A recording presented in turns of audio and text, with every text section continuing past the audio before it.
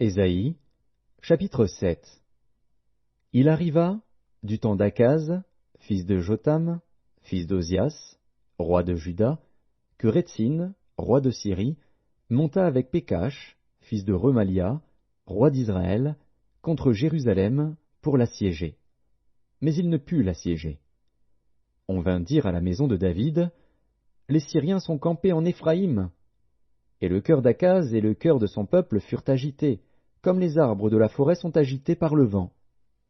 Alors l'Éternel dit à Ésaïe, « Va à la rencontre d'Akaz, toi et Shéar, Jashub, ton fils, vers l'extrémité de l'aqueduc de l'étang supérieur, sur la route du champ du Foulon. Et dis-lui, sois tranquille, ne crains rien, et que ton cœur ne s'alarme pas devant ces deux bouts de tison fumant, devant la colère de Rétsine et de la Syrie, et du fils de Remalia, de ce que la Syrie médite du mal contre toi, de ce qu'Éphraïm et le fils de Remalia disent, montons contre Juda, assiégeons la ville, et battons-la en brèche, et proclamons-y pour roi le fils de Tabil. Ainsi parle le Seigneur, l'Éternel, cela n'arrivera pas, cela n'aura pas lieu. Car Damas est la tête de la Syrie, et Rétsine est la tête de Damas. Encore 65 ans, Éphraïm ne sera plus un peuple. La Samarie est la tête d'Éphraïm, et le fils de Remalia est la tête de la Samarie. Si vous ne croyez pas, vous ne subsisterez pas.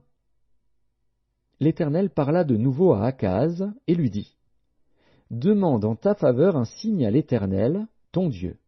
Demande-le, soit dans les lieux bas, soit dans les lieux élevés. » Akaz répondit, « Je ne demanderai rien, je ne tenterai pas l'Éternel. » Ésaïe dit alors, « Écoutez donc, maison de David, est-ce trop peu pour vous de lasser la patience des hommes, que vous lassiez encore celle de mon Dieu?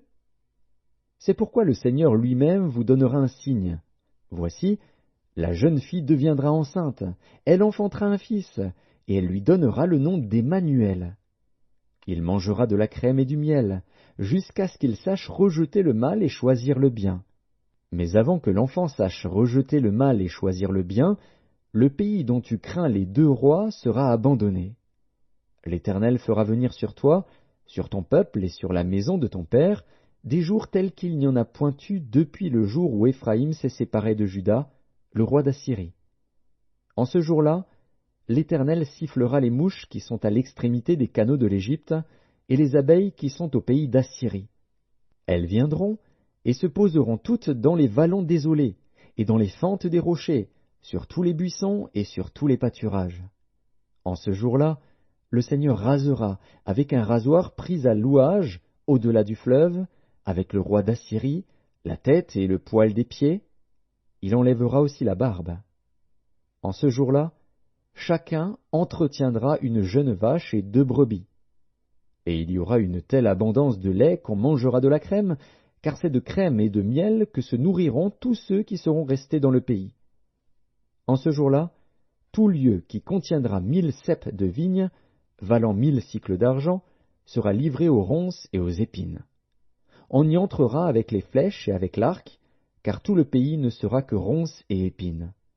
Et toutes les montagnes que l'on cultivait avec la bêche ne seront plus fréquentées, par crainte des ronces et des épines. On y lâchera le bœuf, et la brebis en foulera le sol.